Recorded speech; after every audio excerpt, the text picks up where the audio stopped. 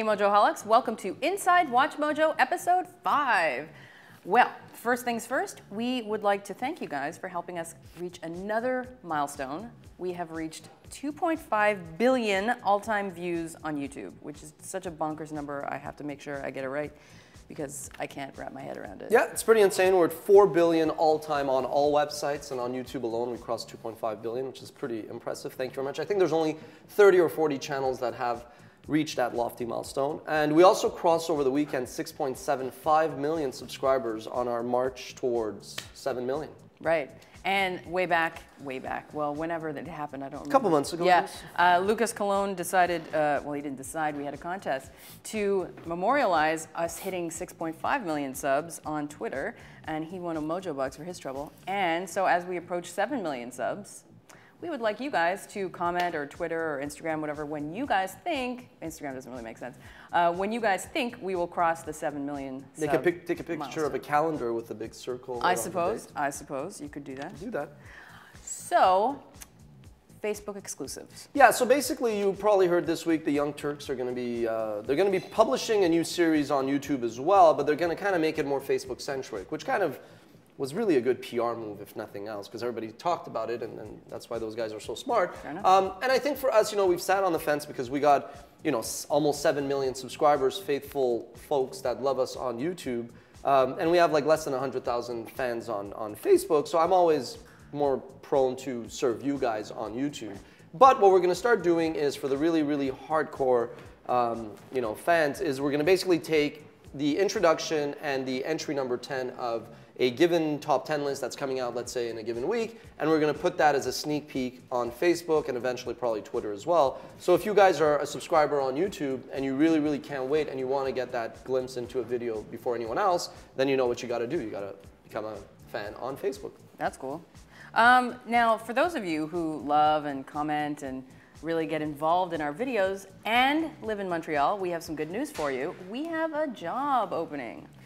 Yeah, I guess we're always hiring, but officially now we do have a job listing open. So again, last time when we were doing like how to write for WatchMojo, I kind of said, hey, anybody who wants to write, join us, drinks on us. And we had everyone. It was, even though it was a writing gig in English, we had folks who, by their own admission, said they don't actually, read or write English very well. So I would say that's like me applying for a shampoo ad. It's probably not going to work. Like, you do need to live in Montreal. You need to submit to us your resume. That's important. College, university is required, even in 2015. That helps. And again, we are looking for hardcore video game, anime, yes, anime, and comic book fans. Guys who know it inside out. And a big bonus is knowledge of Final Cut 10, although I don't think that's necessarily required, but it is a big plus. Right. And for those of you who want to get involved in a less hands-on way, you can go to the suggest page, and we actually have a few suggestions this week that we need your help with. Top 10 space combat games, top 10 pool hall movies, and top 10 underground fights in movies. As always, those are some good ones to be asking for help with, because I think the only pool hall movie I can think of is that one with Paul Newman that I don't even remember. Color of Money? Yes. Well, but that's like a sequel. Oh. There's another one anyway. I know it's not a movie, but my favorite scene is from a TV show, Fresh Prince of Bel-Air, where Uncle Phil is like pretending he doesn't know what he's doing, and then he hustles that guy to get Will's money back. That was a pretty badass scene. It's good. So this week I am working, working on? I am working on top 10 hockey movies like a good patriotic Canadian that I am. Youngblood. It's a good movie. I like that movie. Rob Lowe, Patrick Swayze, Keanu Reeves. Rob Lowe's second best performance in front of a camera. He's talking about the sex tape. Anyway, you guys need to help me because as it stands, last time I checked, Miracle was above Mighty Ducks, and that's not really going to work for me, so if you could please just vote as accordingly. What are you working on? So last week we asked you if we should do the whole top 10 events of 1982, 79, whatever, and you guys said yes. So we're going to be doing that progressively. We're not going to blitz you like a storm, but it's going to come, so we're happy like that. So this week what we want to know is, I love anything that's like iconic figures in history. So we're going to do like top 10 iconic Canadians, iconic British, iconic Spaniards, American. We won't start off with American because you always say we're too American-centric. But if you want us to do a given nation, like if you want us to feature the top 10 Portuguese or top 10, you know, Moldovans, then go on the poll, upvote, and we will bring those out progressively. And it's basically a combination of, you know, successful, powerful, rich, you know, famous people you just associate automatically. Like if I say South Africa, you think of Nelson Mandela. Okay. You know, that's oh God. No, but that's basically it. If I say Portugal, you think of Cristiano Ronaldo type of thing. It's basically those. So it will be a mishmash, and that's what we're like for Canada. Yes. Brace yourself, people. It'll be a mix of like Justin Bieber. No. He might be a DM, but it'll be like like Wayne Gretzky next to maybe Celine Dion or whoever. All right. Interesting. What about the top 10 signs you might be Canadian, that kind of series? Yes. So we also, when we were discussing this, a few folks said, well, what if we did top 10 signs you're Canadian? You say A. Top 10 signs you're American. You know, et cetera. Don't. It could go anywhere. Insert foot in mouth. Yeah. Which is a sign. Anyway, continue. No, that's it. So that, we just want to know if you'd be interested in those or not, and if so, which one should we do? That'll be a bit more lighthearted, but otherwise it'll be very, very stereotypical. You can only be stereotypical, it will be stereotypical. when it's humorous, right? Yeah. So hopefully we nail it. Basically, that's the plan. So last week, in honor of upcoming Valentine's Day, another reminder, so get your mom some flowers or whatever, we ran a contest asking you guys on Twitter about something romantic that you did, the most romantic gesture you'd ever done. So congratulations to Thomas McKinnin, who told us a story that is straight out of a rom-com, I swear. My greatest romantic gesture ever is confess my feelings to a girl I like in front of Big Ben after running after her.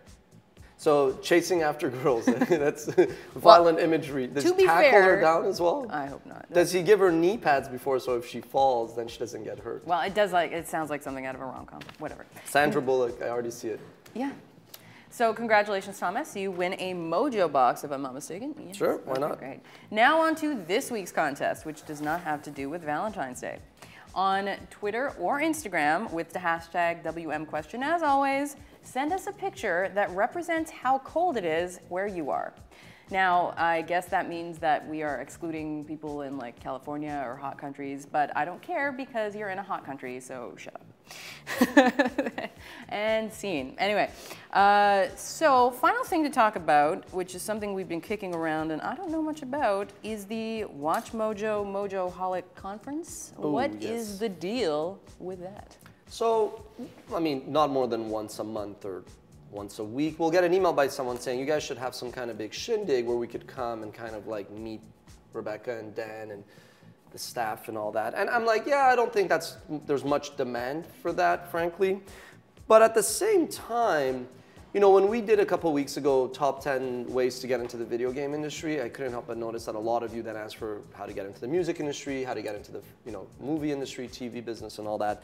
So what I was thinking was, it would be interesting to kind of combine an aspect of what you guys love, which is the entertainment industry, and some of you want to get into that industry as well, by kind of coming up with a conference that kind of mashes like a Comic-Con where you meet people in the industry and they talk about new projects, lessons, and all that. Right. But also like kind of like not necessarily a career fair, but just like allows you to break into whatever it is that you're trying to do. What would the agenda look like, really? Well, that's the thing, right? So you would have basically celebrities talking about their careers, their trajectory, lessons they've learned. But it would also be like workshop style, like, hey, if you want to get into the movie business, this is a realistic way for you to go about. If you think you want to, you know, work in the, you know, music business, wake up. It doesn't work like that, you know. And then what I was thinking was the first one could be in Montreal in the summer, and it would be like, again, like Montreal spawned Just for Laughs, Cirque du Soleil. It's a very creative hub, so you could bring people from those companies. I could throw a baseball and hit Ubisoft's Montreal office. I don't think they would appreciate that. But my point is they're right next by, so they could come and talk. And I don't know. I mean, does it make sense? No. Did WatchMojo make sense in 2006 or even 2012? No. But I mean, there is something there. The challenge is, obviously, people from the industry would be interested, especially if we film some of those speeches and presentations and then publish them on our website, portions thereof. And obviously, there's a lot of marketing companies out there that would want to reach our young male demo. The question is like, how many Mojoholics from around the world are going to show up? Obviously, if you're in Montreal and you're a fan, you're going to pop by. If you're in Toronto, New York, you're going to pop by. But if you're like in Milan or Helsinki or Stockholm, are you going to, you know, ask your parents, or if you're older, come by yourself? Like, we can make the conference dirt cheap. Yeah. Just charge a token fee to make sure, like, if you say you're interested, you're going to show up, so we can plan for it. And again, there's enough to do in Montreal in the summer where like mom and dad could drop off 16-year-old Joey to this conference. I don't even know if you could have a conference for kids. I'm guessing, I mean, there needs to be a lot more thought to go into this. But let's say you're like a 21-year-old, you finished school and you're like, I studied whatever, but I really want to work in the entertainment space. This could be a really interesting conference for you to come and learn and meet people. Or it could be a total bad idea, and I have like a monopoly on bad ideas as well. So basically in the comment section, let us know what you think. Is this a winner? Is this a loser? What would make such a conference neat? Apart from getting to meet Rebecca and take pictures with her. That's the high demand aspect of that. I am dying to hear what people have to say about that, actually. So, are you looking forward to any particular clips that we're publishing this week? Always. So, big music fan. So, I know we're doing guitar models of all time. I'm hoping that one's... Randy Rhoads' Flying V makes an appearance. And also, we have an interesting one, which, oh my God, I can just imagine the comment section. Bad albums by good bands.